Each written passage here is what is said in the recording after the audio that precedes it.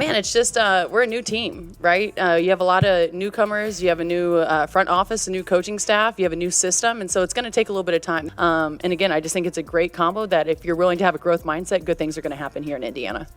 It's what it's about, right? I think when you really do have really, really good people and you guys all have a common goal that you're trying to get to, this is the first time that we actually got up and down like that.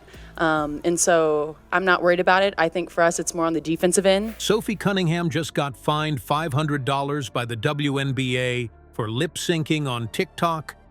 But this wasn't just any video. It was a bold statement that's shining a spotlight on the league's ongoing officiating drama.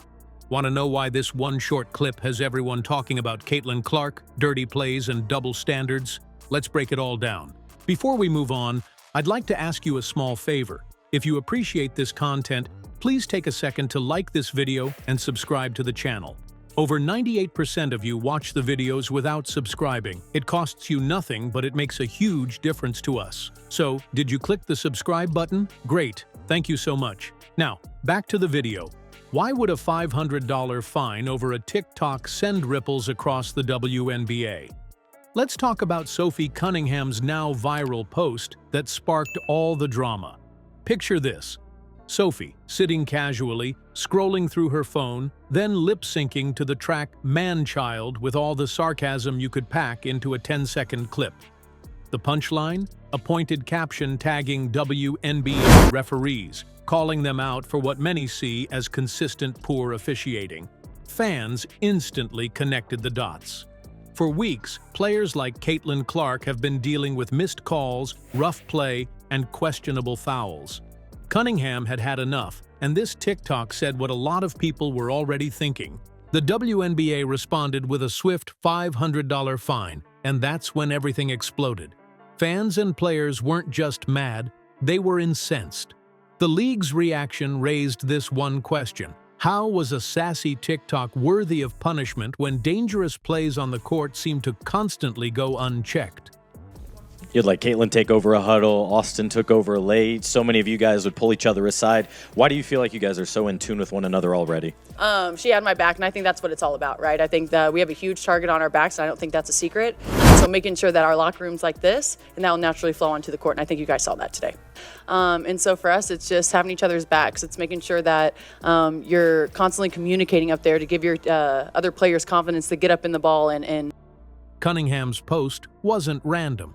It came in the wake of games where Caitlin Clark, one of the game's rising stars, seemed to take a beating without much referee intervention. There were moments where Clark drove to the paint, only to be elbowed or shoved, and somehow the whistle remained silent. But this isn't only about Clark. Cunningham herself has been on the receiving end of aggressive play with little protection from officials. Body checks, forearm hits, and collisions that seem more intentional than accidental. It's a recurring theme. Rather than addressing these issues, the league seems more concerned with silencing criticism. And here's where it gets deeper. Poor officiating hurts more than just the players. It breaks trust with the fans, the ones showing up to support these athletes. The game loses its integrity when the rules are applied inconsistently. And moments like Cunningham's fine highlight how fed up people are. This isn't just about a TikTok anymore. It's about accountability, safety, and making sure the WNBA is on the right track for the players and fans who keep it alive. So, what does all this say about WNBA leadership? Let's unpack that next. You had Caitlin take over a huddle, Austin took over a lay. So many of you guys would pull each other aside. Why do you feel like you guys are so in tune with one another already? She had my back, and I think that's what it's all about, right? I think that we have a huge target on our backs, and I don't think that's a secret. And so making sure that our locker room's like this, and that will naturally flow onto the court, and I think you guys saw that today.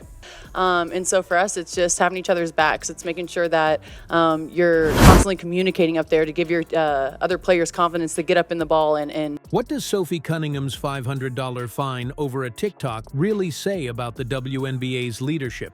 At first glance, it looks like the league was just trying to enforce its rules, but as the backlash has shown, this isn't a black and white issue. The fine doesn't just punish Cunningham's sarcastic jab, it exposes a larger question about the league's priorities. Is the WNBA more focused on controlling its players than protecting them? Think about the timing of Cunningham's post. It came after heated games where Caitlin Clark, one of the brightest young stars in women's basketball, faced aggressive, often dirty defense that went unchecked. Cunningham herself had moments of being elbowed or shoved without any calls to protect her. That's what fueled this video. It wasn't created in a vacuum. Meanwhile, the referees missed some blatant fouls that everyone else on the court and in the stands could see. The inconsistency in officiating has been a growing frustration, and not just for the players. Fans have taken to social media to voice those brutal hits Clark endured and how other physical plays have been shrugged off, make the games feel less fair. But here's where it gets tricky.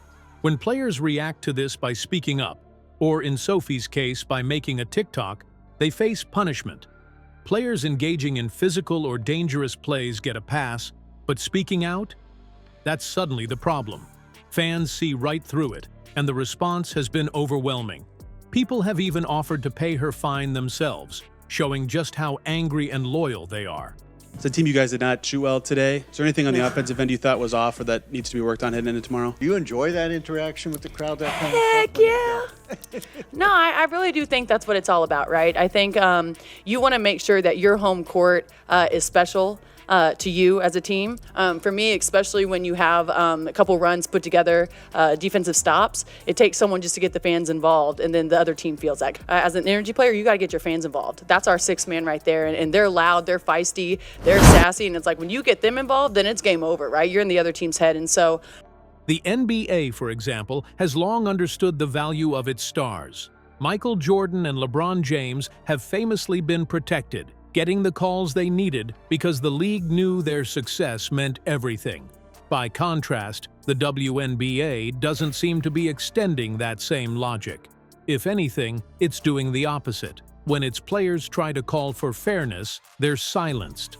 What happens if that frustration boils over? A league ignoring issues like player safety and officiating risks not just losing credibility, but also alienating its biggest asset: its fans. Will the WNBA correct its course? This entire situation feels like a breaking point for the WNBA. Cunningham's fine is more than a $500 penalty. It's a flashing sign that the league needs to figure out what matters most: controlling dissent or protecting its players. Allowing poor officiating to continue without accountability does more than frustrate players like Cunningham and Clark. It alienates fans who want a fair game. If the league actually listens to the players risking their bodies for the sport and the fans who demand better, they have an opportunity here, a chance to grow, improve, and become the league everyone knows it can be. The question is, will they?